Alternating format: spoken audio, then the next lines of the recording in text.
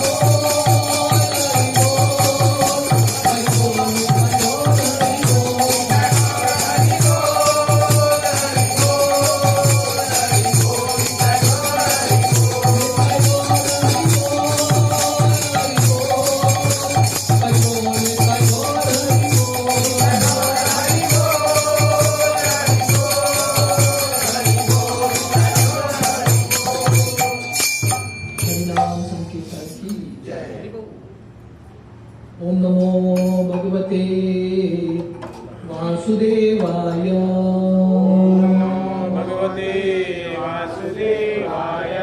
ओम नमो भगवते वासुदेवाय। ओम नमो भगवते वासुदेवाय। ओम नमो भगवते वासुदेवाय।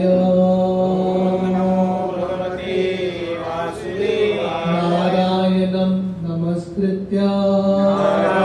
नमस्कृत्य नरं चैव नरोत्तमं देवीं सरस्वतीं व्यासं ततो जाय मुदीरये। नष्टप्रायेषु अभद्रेषु नित्यं भागवत सेवया भगवती उत्तम श्लोके भक्तिर्भवति नैष्टिकी। कृष्णाय वासुदेवाय देवकी नंदनाय च नंदगोप कुमाराय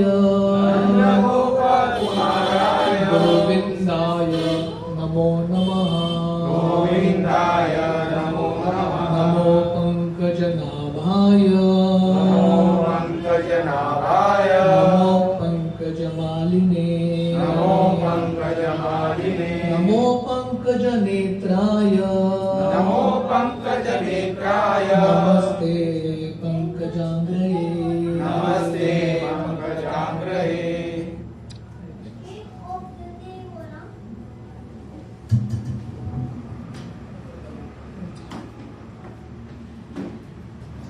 हरे कृष्ण।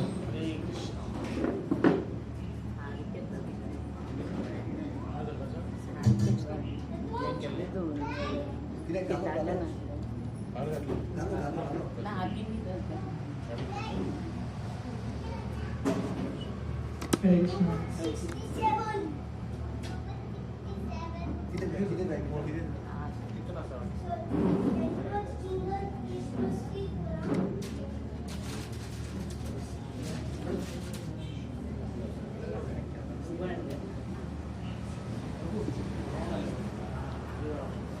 आपको डालना चाहिए।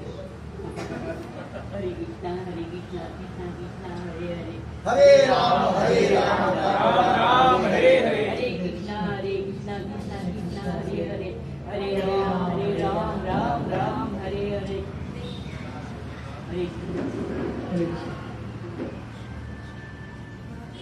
तो हम सब यहाँ पे उपस्थित हैं माता जी का बर्थडे मनाने के लिए 83 इयर्स ओल्ड एंड माता जी सन श्याम प्रभु उनका भी आज बर्थडे है। तो ये उपलक्ष्य में हम यहाँ पे उपस्थित हैं। तो माता जी को हम बहुत सालों से जानते हैं और हम देख रहे हैं इतने सालों से माता जी बहुत प्रामाणिकता से भक्ति कर रही है। तो सालों साल भक्ति करना इतना आसान नहीं है। मैं उनको एटलीस्ट लगभग 8-9 ईयर्स 8-9 साल से देख रहा हूँ, कंटिन्यूसली वो भक्ति करती रहती है। उनका उम्र होता जाता है, उनको सत्संग में आने के लिए मुश्किल होता है, फिर भी बहुत दृढ़ता से वो भक्ति कर रही है। So great inspiration for all of अस। तो पहले जमाने में जो बुजुर्ग हुआ करते थे उनका ऐसा जिंदगी हुआ करता था। व्यक्ति एल्डरली हो गया तो उसका पूरा समय भगवान के जप में, भगवान के कीर्तन में, ताकि सीधा वो भगवत धाम जा सके। भगवान कृष्ण भागवतम में सुदामा को वर्णन करते हैं कि कैसे हर एक व्यक्ति को अपना जिंदगी ऐसा बिताना है कि अंत समय पे हम भगवान का स्मरण करके भगवत धाम जा सके। तो ये बहुत इंपॉर्टेंट है। और अब माता जी को देखोगे, उनकी जिंदगी में बहुत सारे कष्ट हैं, हेल्थ इश्यूज हैं, फिर भी हमेशा प्रसन्न रहती है। She was telling me before also कि उनका she experiences lot of health problems, फिर भी प्रसन्न है क्योंकि हरिनाम है। तो हर व्यक्ति को ये बुढ़ापे के फेज से गुजरना पड़ेगा, everyone has to go through. पर पहले से ट्रेनिंग हुआ है भगवान की भक्ति में। ये जो बुढ़ापा फेज है, व्यक्ति चिंता में नहीं रहता पर चिंतन करता है भगवान के बारे में। नहीं तो व्यक्ति जो बूढ़ा होता है हमेशा चिंता में रहता है, क्या होगा, what will happen to my future, बच्चों को क्या होगा, इनका क्या होगा। तो माता जी का वेरी पॉजिटिव एटीट्यूड है, हमेशा हंसती रहती है, भगवान पे बहुत विश्वास है उनको, और निरंतर भगवान का हरिनाम। कई दिन प्रभु मुझे बता रहे थे, प्रभु जी जब भी यहाँ से गुजरते हैं, घर में आते हैं, माता जी इधर पुस्तक पढ़ रही है, नहीं तो माला कर रही है। कभी भी देखो ये दो में से एक चीज तो कर रही है। और रोज बहुत सालों से she is spending almost like 60 rounds, 60 दिन भर करती रहती है माला। So very great inspiration. तो इसलिए इतने सारे भक्त आए हैं यहाँ पे माता जी को बर्थडे विश करने के लिए और माता जी का आशीर्वाद प्राप्त करने के लिए। So we have all come here to seek her blessings, ताकि हम भी भक्ति में प्रगति कर सके। तो आज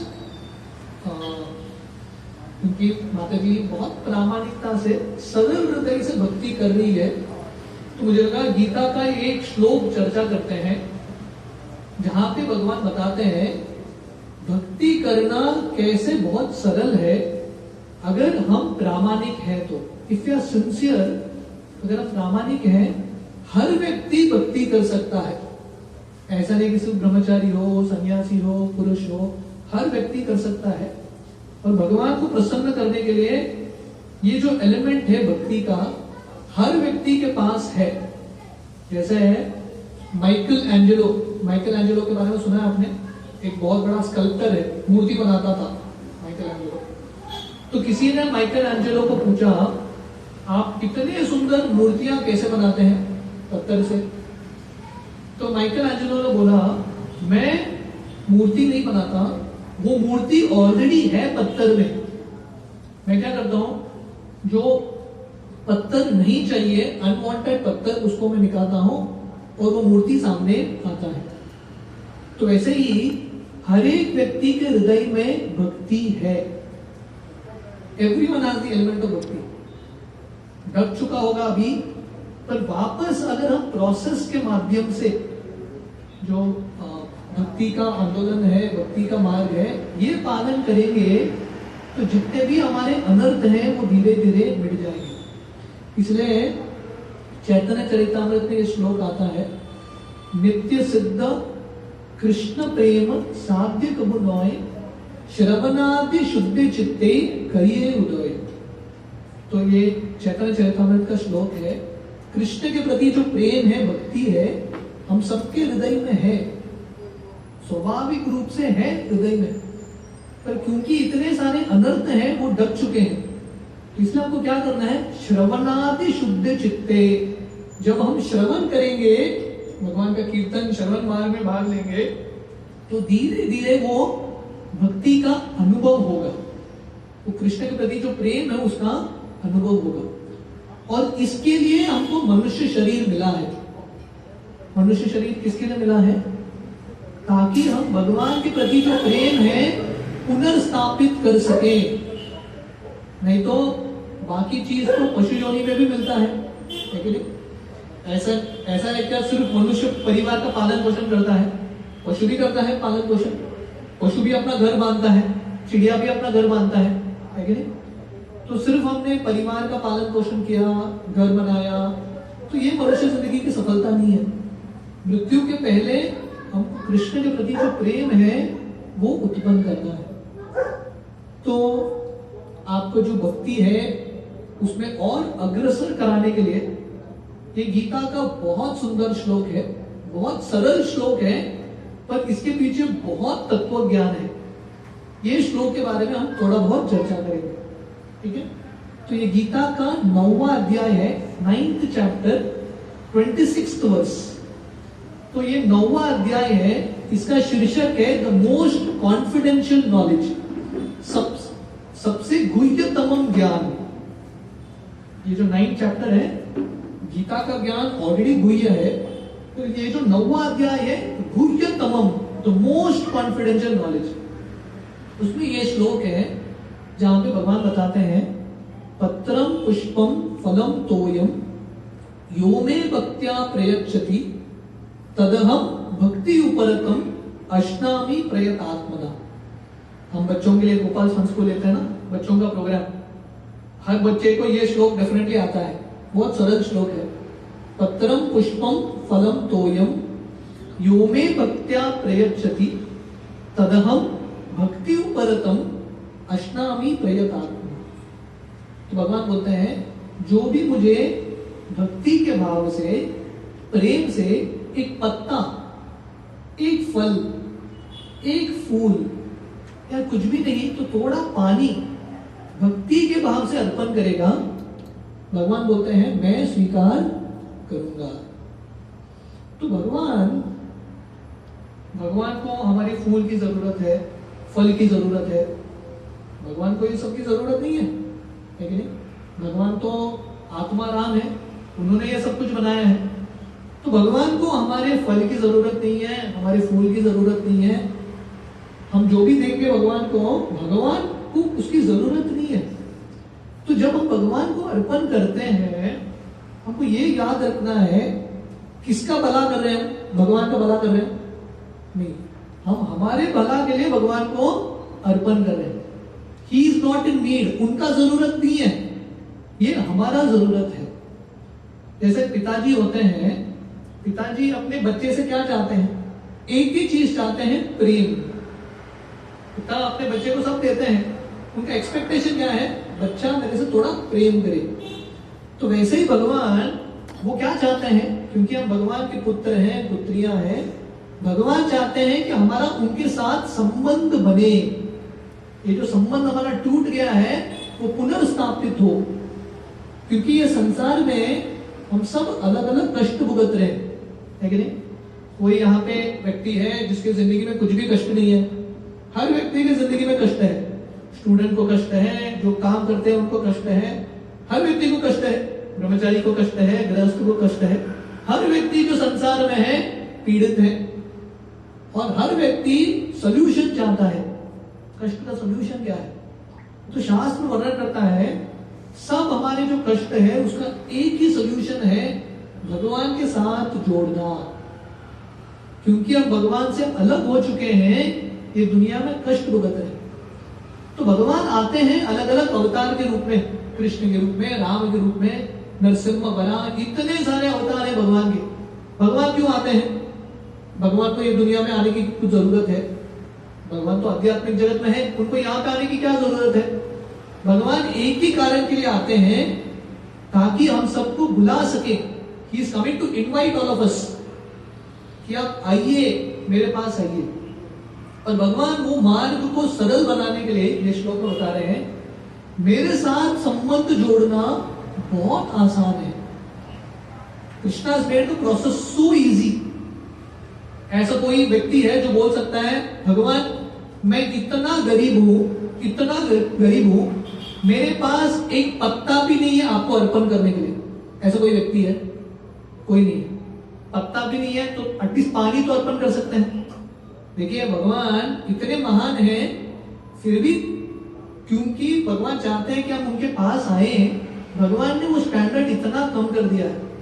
भगवान ये भी नहीं बोल रहे पत्रानी, भगवान ये नहीं बोल रहे बहुत सारे पत्ते अर्पण करो, फलानी बहुत सारे फल अर्पण करो। भगवान क्या बोल रहे हैं? एक पत्ता भी चलेगा, कुछ भी नहीं तो एक पत्ता चलेगा, एक फल चलेगा। तो भगवान चाहते हैं कि हम किसी न किसी प्रकार उनके साथ जोड़े। Krishna wants us to connect back to him। इसलिए भगवान आते हैं अलग अलग अवतार के रूप में, गीता देते हैं, भक्तों के माध्यम से भक्तों को बार बार अनुरोध करते हैं, है कि नहीं? सत्संग में आइए, जोड़िए। तो माता जी का आज बर्थडे है कि नहीं? आप सब लोग कुछ न कुछ गिफ्ट लेके आए हैं, कोई फूल लेके आए हैं, अलग अलग गिफ्ट लेके आए हैं। पर माता जी को सही गिफ्ट क्या चाहिए? माता जी का बहुत तीव्र इच्छा है कि आप सब लोग जो उनके परिवार हैं, जो उनके संबंधी हैं, दोस्त हैं, माता जी का इच्छा है कि आप सब लोग कृष्ण के साथ जोड़िए, है कि नहीं? अगर आप सही में कुछ गिफ्ट देना चाहते हैं माता जी को, तो क्या गिफ्ट देना है? ये फल फूल तो ठीक है, इट्स गुड, पर सबसे महत्वपूर्ण गिफ्ट है एस्टैब्लिश योर कनेक्शन। जो माता जी कर रही है हरिनाम का जब, वो भी आप लोग कीजिए, सत्संग में आइए। तो भक्त का यही इच्छा है, भक्त इतना अरेंजमेंट करते हैं प्रोग्राम्स का, ताकि सब लोग जोड़ सके भगवान के साथ। तो ये श्लोक में भगवान भक्ति का जो शब्द है 2 बार उपयोग करते हैं, 2 टाइम्स। क्यों? भगवान बताना चाहते हैं भगवान प्रसन्न किस चीज से होते हैं? कर्म से नहीं, ज्ञान से नहीं, योग से नहीं। भगवान प्रसन्न होते हैं सिर्फ भक्ति से।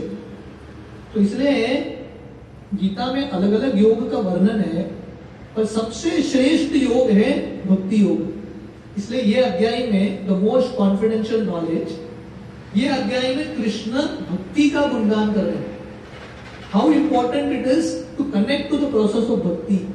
सिर्फ भक्ति के माध्यम से भगवान को जाना जा सकता है, अन्य कोई भी मार्ग से भगवान को प्रसन्न करना असंभव है, वेरी वेरी डिफिकल्ट। इसलिए कृष्ण ये श्लोक में 2 बार भक्ति का प्रयोग करते हैं, ये बताने के लिए भक्ति का एलिमेंट बहुत इंपॉर्टेंट है। भक्ति के इंग्रेडिएंट से ही भगवान प्रसन्न होते हैं। तो जैसे मैं वर्णन कर रहा था, भगवान अनेक सारे पुष्प, अनेक सारे फल भी नहीं मांग रहे, एक भी चलेगा। अगर किसी के पास नहीं है तो जो भी छोटा चीज है भक्ति के भाव से अर्पण करेंगे, भगवान संतुष्ट। जैसे हम सुदामा का लीला सुनते हैं, सुदामा जी इतने गरीब थे, उनके घर में खाने के लिए पदार्थ नहीं थे, घर में खाने के लिए कुछ नहीं, फिर भी उन्होंने भगवान का भक्ति नहीं छोड़ा। तो जैसे मैं माता जी को उदाहरण दे रहा था, भक्तों का ये जिंदगी, मतलब भक्तों की जिंदगी में सुख है या दुख है, भक्त भगवान पे विश्वास कम नहीं करते, they don't reduce their faith in God. Sudama की जिंदगी में इतने सारे कष्ट थे, घर में खाने के लिए कुछ भी नहीं था, फिर भी खुश थे, संतुष्ट थे, क्योंकि भगवान की भक्ति कर रहे थे। और जब सुदामा की पत्नी बार बार सुदामा को बोलती है जाइए द्वारका जाइए, कृष्ण से कुछ मांग के आइए, सुदामा जी जाने के लिए तैयार ही नहीं, क्योंकि भक्त का भाव है भगवान से मांगे कैसे, मैं भगवान को देना चाहता हूं, भगवान से मांगना नहीं चाहता। जनरली ये दुनिया में हर व्यक्ति जो मंदिर जाता है, किसके लिए जाता है मंदिर? भगवान से कुछ मांगने के लिए, है कि नहीं? मंदिर कब जाते हैं? कुछ इच्छा पूरा करना है, भगवान से मांगने के लिए जाते हैं। कभी हम मंदिर जाके भगवान को धन्यवाद बोलते हैं क्या? जो उन्होंने दिया है उसका धन्यवाद बोलते हैं क्या? कभी नहीं। मांगने के लिए जाएंगे, धन्यवाद बोलने के लिए कभी नहीं जाएंगे। तो ये हमारा भाव है। पर सुदामा जी, उनके घर में इतने सारे कष्ट हैं, धन बिल्कुल नहीं है, खाने के लिए चीज नहीं है, फिर भी उनको शर्म आ रहा है द्वारका में जाके कृष्ण से कुछ मांगना, वो जाना ही नहीं चाहते। फिर भी उनकी पत्नी बार बार बोलती है नहीं नहीं जाओ जाओ जाओ। सुदामा जी फाइनली तैयार होते हैं और उनकी पत्नी को बोलते हैं मैं जाऊंगा द्वारका, खाली हाथ कैसे जाऊं, कृष्ण को कुछ अर्पण करना है। तो जब भी हम भगवान के पास आते हैं, भगवान को कुछ लेके आना है। दिस इज द प्रोसेस, ठीक है। तो सुदामा जी घर में कुछ भी नहीं था, अड़ोस पड़ोस से पोहा भिक्षा मांग के लेके जाते हैं और भगवान इतने आनंद के साथ वो पोहा खाते हैं। तो वो पोहा में स्वाद क्या था? एक्चुअली आप देखोगे वो पोहा ऑलरेडी खराब हुआ पोहा था, क्योंकि अड़ोस पड़ोस से जो पोहा मिलता है हाई क्वालिटी कोई पोहा नहीं देता भिक्षा में। उसके बाद इतने दिन चल के गए, पोहा तो खराब ही हो गया। फिर भी कृष्ण बहुत चाव के साथ, बहुत आनंद के साथ वो पोहा खाते हैं, क्योंकि वो पोहे में एक स्पेशल इंग्रेडिएंट था। वो इंग्रेडिएंट क्या है? भक्ति। भक्ति का इंग्रेडिएंट। बहुत सारे लोग हमारे इस्कॉन प्रोग्राम में आते हैं और बोलते हैं प्रसाद बढ़िया है कि नहीं? इसका रेसिपी बताओ। हम लोगों को रेसिपी भी बताते हैं, वो ट्राई करते हैं घर में, पर बाद में बोलते हैं आपके जैसा टेस्ट नहीं आता। तो हम बोलते हैं हम एक स्पेशल इंग्रेडिएंट डालते हैं, आप वो इंग्रेडिएंट डालोगे ना तब टेस्ट आएगा। वो इंग्रेडिएंट क्या है? भक्ति का इंग्रेडिएंट। तो इसलिए जब कृष्ण, भगवान श्री कृष्ण हस्तिनापुर में शांति दूत के रूप में जाते हैं और दुर्योधन एक फर्स्ट क्लास फीस्ट 56 भोग अरेंज करता है भगवान के लिए। भगवान वो खाते भी नहीं है, it doesn't even go there. भगवान सीधा चले जाते हैं विदुर के घर में। दुर्योधन का भोग न खायो, रूख शाक विदुर घर खायो। दुर्योधन का भोग रिजेक्ट कर देते हैं, सीधा विदुर के घर जाते हैं। और विदुर तैयार भी नहीं थे, है कि नहीं? कृष्ण सडनली आ गए, कुछ तैयारी नहीं हुआ है।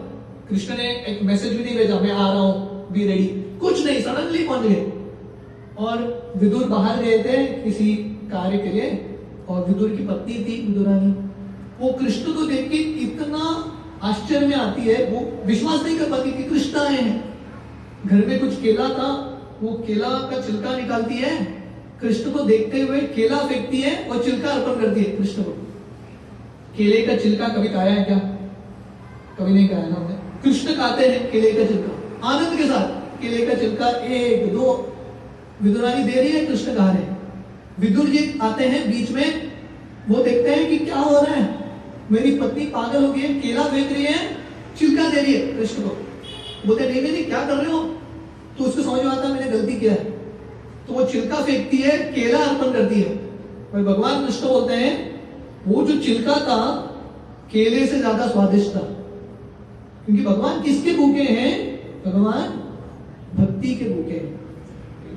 इसलिए ये श्लोक में भगवान 2 बार ये शब्द भक्ति को स्ट्रेस करते हैं और भगवान बताते हैं निश्चित रूप से अश्नामी प्रयतात्मना, अगर हम भक्ति के भाव से अर्पण करेंगे निश्चित रूप से भगवान स्वीकार करेंगे। Definitely Krishna will accept provided it is out of love. और शास्त्रों में अनेक सारी कहानियां हैं, अनेक सारे कहानियां जहां पे भक्तों ने भक्ति के भाव से भगवान को फल पुष्प इत्यादि अर्पण किया है और भगवान ने स्वीकार किया है। तो आज संक्षेप में हम थोड़े बहुत कहानियों के बारे में सुनेंगे। ये कहानियों से आपको बहुत प्रेरणा मिलेगा भगवान के साथ ये संबंध जोड़ने में। तो पहला चीज कृष्ण ये श्लोक में बोलते हैं पत्रम। पत्रम का मतलब है पत्ता, लीफ। भगवान को सिर्फ पत्ता भी अर्पण करके भगवान संतुष्ट हो सकते हैं। तो हमारे आचार्य बताते हैं ये पत्रम का मतलब क्या है। एक्चुअली कौन सा भी पत्ता भगवान को अर्पण कर सकते हैं, पर खासकर भगवान को प्रिय है तुलसी पत्ता। भगवान को तुलसी अर्पण करने का बहुत महिमा है। गोवा के धरती में बहुत स्पेशल है कि हर एक के घर में तुलसी होता है, तुलसी का पूजा होता है। ऐसा लगता है कि बहुत छोटा चीज है, पर इसके पीछे बहुत बड़ा विज्ञान है, क्योंकि ये परशुराम भूमि है, वो संस्कार अभी भी है। तो शास्त्रों में अनेक सारे श्लोक हैं, वर्णन करते हैं जो व्यक्ति भगवान को तुलसी अर्पण करता है, भगवान के चरण कमल पर तुलसी रखता है, भोग में तुलसी अर्पण करता है, वो व्यक्ति भगवत धाम प्रवेश करता है सिर्फ तुलसी अर्पण करने से। तो ये तुलसी की शक्ति है। तो एक बार एक कहानी आती है, सत्यभामा। सत्यभामा कौन है? कृष्ण की अर्धांगिनी, one of the principal queens. तो सत्यभामा को थोड़ा घमंड आता है, क्योंकि उसको लगता है कि मैं कृष्ण की फेवरेट क्वीन हूं, तो थोड़ा घमंड आता है। तो कृष्ण ऐसा अरेंज करते हैं सत्यभामा को थोड़ा नम्र कराने के लिए, क्योंकि जब भक्तों के हृदय में अहंकार होता है ना, कृष्ण प्रसन्न नहीं होते। तो एक बार नारद मुनि आते हैं सत्यभामा से मिलने के लिए द्वारका। तो सत्यभामा नारद मुनि को बोलते हैं, आप मुझे ऐसा आशीर्वाद दो कि मुझे कृष्ण हर जन्म में पति के रूप में मिले। मैं कृष्ण को हर जन्म में पति के रूप में चाहती हूं। तो कृष्ण बोलते हैं ठीक है, मैं तो आशीर्वाद दूंगा, पर एक तरीका है इसका, आपको कृष्ण को दान करना पड़ेगा। क्योंकि शास्त्र वर्णन करता है कि अगर आपको अगले जिंदगी में धन चाहिए, बहुत धन चाहिए, तो क्या करना पड़ेगा? जब आप धन दान करोगे ये जिंदगी में, अगले जिंदगी में धन ज्यादा मिलेगा। ठीक है? अगर आप पानी लोगों को दान करोगे, जल पिलाओगे या कुआं खोदोगे, अगले जिंदगी में पानी की कमी नहीं होगी। तो नारद मुनि यही फॉर्मूला से बोलते हैं, आप कृष्ण को दान करो किसी को, तो अगले जिंदगी में और आगे की जिंदगी में कृष्ण हमेशा आपके पति रहेंगे। तो सत्यभामा सोच रहे किसको दान करूं? वो नारद मुनि को बोलते हैं, मैंने कृष्ण आपको दान किया। तो नारद मुनि कृष्ण को लेकर जाते हैं। सत्यभामा को समझ में आता है मैं तो फंस गई। तो बोलते नहीं नहीं नहीं, मुझे कृष्ण चाहिए, मैंने दान किया फिर भी मुझे कृष्ण चाहिए। तो नारद मुनि बोलते हैं ठीक है, एक तराजू लाओ,